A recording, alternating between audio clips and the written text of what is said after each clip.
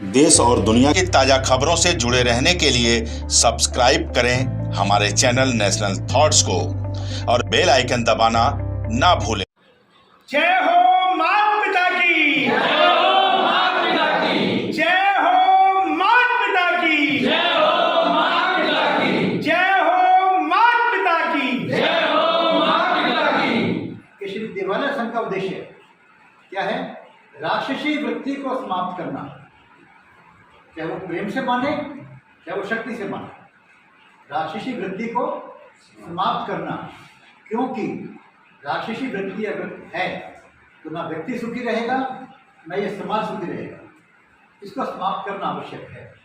उसके लिए हमें शक्ति का उपयोग करना पड़े करेंगे, प्रेम से हाथ जोड़ने पड़े तो करेंगे, लेकिन राक्षसी वृत्ति को समाप्त करना है। और भगवान क्या कहते हैं कि मैं किस काम के लिए आता हूँ? भगवान कहते हैं मैं कुछ नहीं करता। जब महाभारत का युद्ध हुआ उसके बाद किसी ने कृष्ण भगवान से कहा कि प्रभु आप चाहते तो इतना विनाश नहीं होता, यदि आप चाहते तो इतना विनाश नहीं होता। कृष्ण ने कहा मेरे चाहने से कुछ नहीं होता, मैं तो निर्लेप हूँ, जो होना है जो रचित है वो होगा। तब मैं कैसे चाह सकता था कि मेरी बहन का वस्त्र हरण हो? मैं नहीं चाह सकता था। तो उसके बाद क्या कहते हैं? जब जब धर्म की हानि होती है मैं जन्म लेता हूँ। वही कृष्ण कह रहे हैं।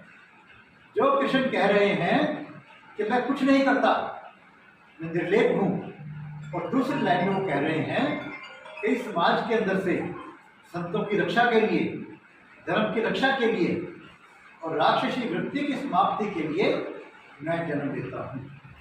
तो श्री दिवाला संघ के रूप के अंदर भी प्रभु ने हमारे को प्रेरणा दी। हम क्या काम कर रहे हैं? राक्षसी वृत्ति को समाप्त करना।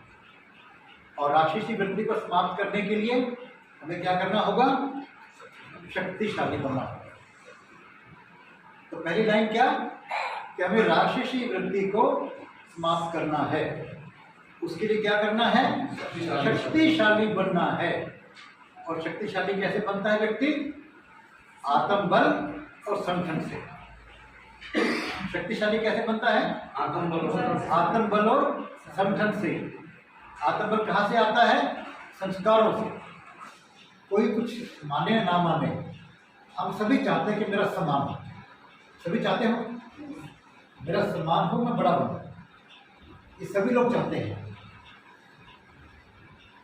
अगर ऐसा करना है तो अपने कर्तव्य के प्रति निष्ठा जोड़ दीजिए। अपने कर्तव्य के प्रति समर्पित हो जाइए। 2 एग्जाम्पल दूंगा इसकी, 3 एग्जाम्पल। इतिहास में नाम दर्ज है रविदास जी का। क्या करते थे वो? पता आपको? संत रविदास जी क्या करते थे? जूतियां काटते थे। कबीर दास जी क्या करते थे? कपड़ा है। और एक और आती है गीता, जिसे भगवत गीता में मशहूर है। एक आती है व्यास गीता। व्यास गीता के नाम से एक ग्रंथ अपने शास्त्रों में लिखा गया है, जिसमें एक व्यास मांस बेचने वाला एक ऋषि को ज्ञान दे रहा है। मांस बेचने वाला व्यास गीता के बारे में आप जान लेंगे तो जान सकते हैं। तो क्या कर रहे हैं इससे ज़्यादा महत्वपूर्ण है हम किस भावना से कर रहे हैं। हम उस काम को किस भावना से कर रहे हैं।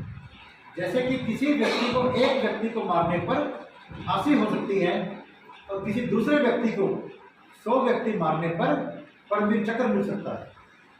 भावना क्या है? तो अपनी भावनाओं को शुद्ध रखते हुए अपने पवित्र कार्य से जुड़कर काम करेंगे तो आप समाज में उस मुकाम को हासिल कर सकते हैं जिसकी कोई सीमा नहीं। तो मेरा इसी बातों के साथ में परमात्मा से फिर प्रार्थना कि हम सबको नेक कार्य करने की प्रेरणा दें और उसमें सफलता दें।